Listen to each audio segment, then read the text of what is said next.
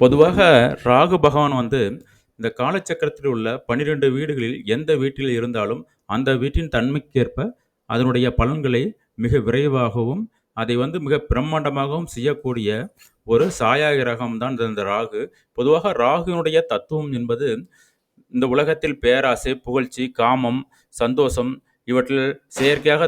கிடைக்கக்கூடிய அனைத்து சந்தோஷத்துக்கும் காரணமாக இருப்பதும், இந்த மெடிக்கல் துறை, மற்ற துறையில் நவீன அறுவை சிகிச்சை போன்ற துறைக்கு அனைத்திற்குமே முக்கியமான காரணமாக இருக்கக்கூடிய இந்த சாயா கிரகமாகிய ராகுவானது, விருச்சிகம் எனப்படும் காலச்சக்கரத்தின் செவ்வாய் வீட்டில் இருப்பதனால், இந்த உலகத்தில் உள்ள புதிய கண்டுபிடிப்புகள், புதிய ரசாயன மாற்றங்கள், புதிய ஆராய்ச்சி செயல்கள் போன்றவற்றை செய்வதற்கும், மனிதனை யார், என்ன என்று அந்நிய மனிதர்களிடம் அதிக பிராச்சைப்படுவதற்கும், எந்த விஷயத்திலுமே நிலையாகவும் ஸ்டாண்ட் பண்றது, இந்த பூமிக்குள்ள இருக்கக்கூடிய விஷயங்கள்லாம் ஆராய்ச்சி பண்ணக்கூடிய தன்மை, இதுபோல ஒரு ஆராய்ச்சி தன்மையை நிலையான தன்மையாகவும், அதன் மூலம் தன்னுடைய ஆழ்ந்த அறிவினால் இந்த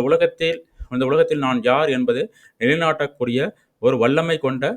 நபர்களாக இந்த ராகு